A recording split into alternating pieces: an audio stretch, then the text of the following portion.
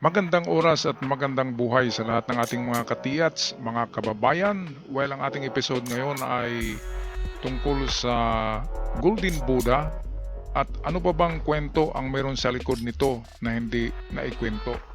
Well, dito sa episode na ito ay malalaman natin na kasama pala si Al Umali, ang presidente ng TAPI, ng Treasure Hunter Club of the Philippines. Al Umali, na mayapa na yata ngayon, siya pala ay kasama sa paghukay niyan. At dito sa bidyong ito ay makikita nyo at malaman nyo ang buong kwento kung paano nahukay itong Golden Buddha. Kasama pala dito ay 30 kanitibo, 30 natives na naghukay, at kasama din ang grupo ni Al Umali, ang TAFI, ang Treasure Hunters Club of the Philippines. So ito ang video, courtesy ni Cara David, atin panoorin. Alam mo, ano ang pangarap para sa inyo ng tatay mo? May kinalaman ba ito tungkol sa maraming kayamanan? Wala siyang hilig sa treasure hunting, ma'am. Yung kwento po nung dad ko nung 1986, nakilala niya yung may nahilo kasing Hapon sa hindi pa rin niya alam na Hapon yon sa palengke. And then tinulungan po niya, pinunta niya sa Baguio General Hospital. Nagpakilala raw ang Hapon bilang Albert Fushigami, anak raw ng isang sundalong Hapon. Kapalit ng kabutihang ipinakita sa kanya ni Roger, 5 mapa ang ibinigay ni Fushigami sa kanya. Mga mapa na makapagtuturo raw sa Yamashita Treasure. Hindi raw malayong may katotohanan ng mga ibinaong kayamanan sa Baguio.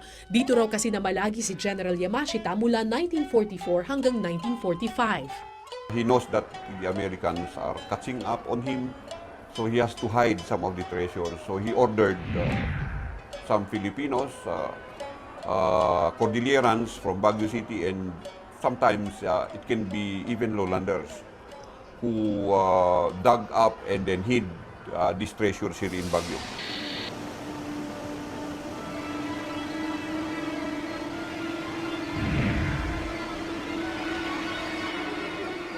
Isa si Al Umali sa nagsasabing kasama raw siya ni Rojas ng mahukay ang Golden Buddha. We established the treasure hunters in 1970. Secretary ako at that time eh. So lahat ng paperwork nasa akin, lahat ng record nasa akin. Lahat ng mapa nasa akin.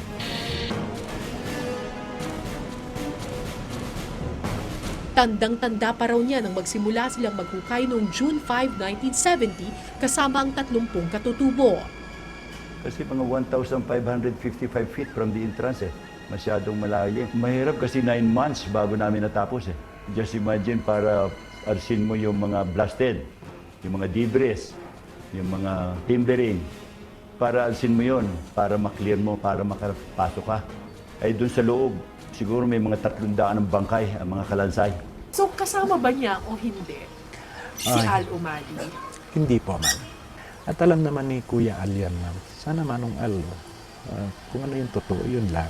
Huwag Ito ang problema ngayon dahil sa pagkamatay ni Roger Rojas ay lumitaw si Al Umali at dala niya yung pinirmahan ni Roger Rojas na 25% sa kanya ang hati niya sa Golden Buddha at merong 10% sa TAFI, sa Treasure Hunters Club of the Philippines.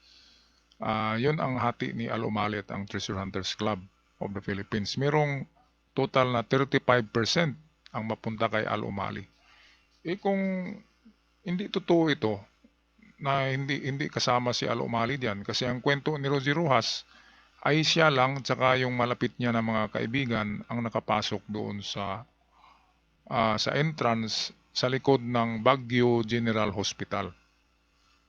At walang kwento si Al Umali na may kasama siyang 30 ka mga nitibo na naghukay niyan. At wala ring nabanggit si Roger Rojas na merong 300 kakalansay na natagpuan nila. Meron siyang nabanggit pero isa lang.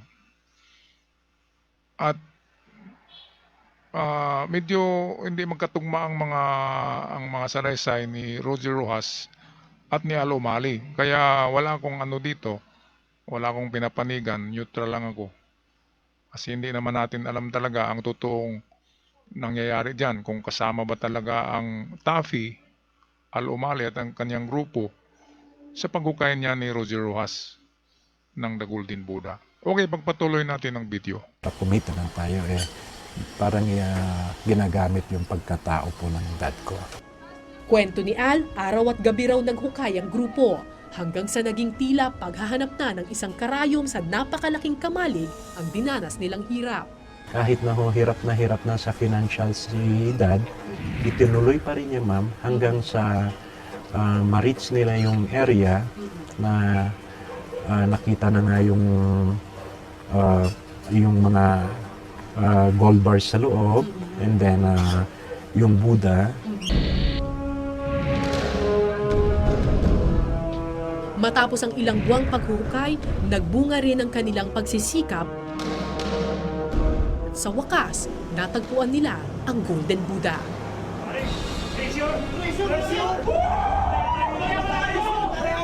Nung binuksan yun, through chisel, natakot pa nga kami dahil akala namin may multo.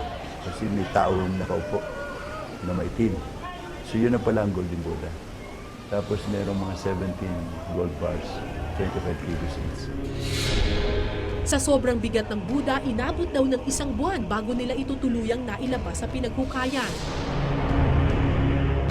Sa ngayon, ang larawan niyang ito na katabi ng Golden Buddha ang tanging pinanghahawakang katibayan ni Al Umali na kasama raw siya ni Roger Rojas sa pagkakadiskubre nito.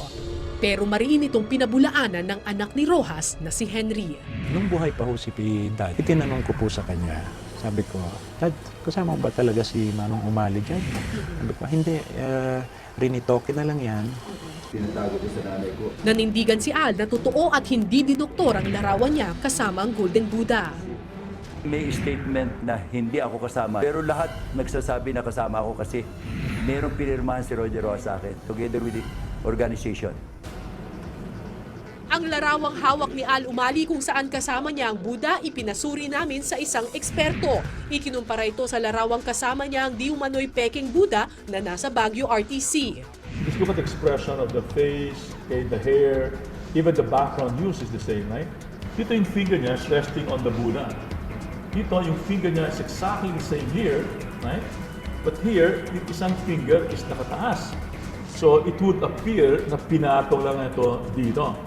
This was altered. Kita yung white line ito. So mukhang merong alteration dyan. Kasi you won't see that white line anywhere else. Yung tao, pareho, sa both pictures, talagang pareho, walang pagkakaiba. Pero yung Buddha lang ang nagpalit. I would say 85 to 90% na Photoshop to.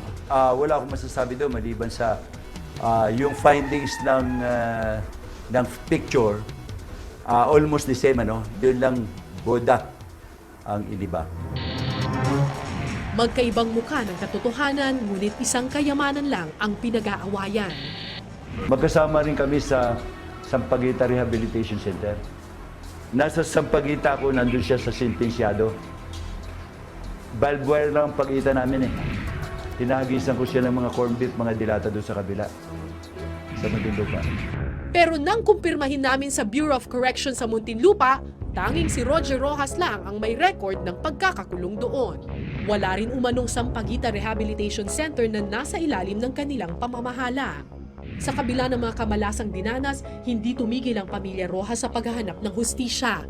Katunayan, nakarating pa hanggang sa Hawaii ang kaso ng pagbawi ng Golden Buddha. Isang nagngangalang Felix Dacanay ang tumulong sa pamilya Rojas noon. February 19, 1988, naghain ng kaso si Roger Rojas sa korte ng Hawaii laban sa dating Pangulong Ferdinand Marcos dahil umano sa dinanas na torture at pagkakakulong. Kasabay nito ang kasong inihain ng Golden Buddha Corporation o GBC laban sa mag-asawang Ferdinand at Imelda Marcos dahil daw sa pagkuha ng nahanap na kayamanan ni Roger Rojas. Ano ba itong, sandali lang mga katiyats, ano ba itong The Golden Buddha Corporation? Ang Golden Buddha Corporation ay hindi yan kasama sa paghanap ng The Golden Buddha ni Rojas. Yan ay dumikit lamang, kumukonek sila dahil kay Dacanay. Si Dacanay ang kumuha ng mga attorney na yan para pagpirahan nila ang mga Marcos. Imagine, meron silang hinihinging $22 billion. Naku po, grabe, parang tumama din sila ng isang bunker niyan. At ang hindi maganda diyan, mga Amerikano 'yan. At hindi sila nagpinan sa paghukay ng Golden Buddha. Bakit magiging Golden Buddha Corporation? Pwedeng tawagin yung grupo nila na Golden Buddha Scammers Corporation.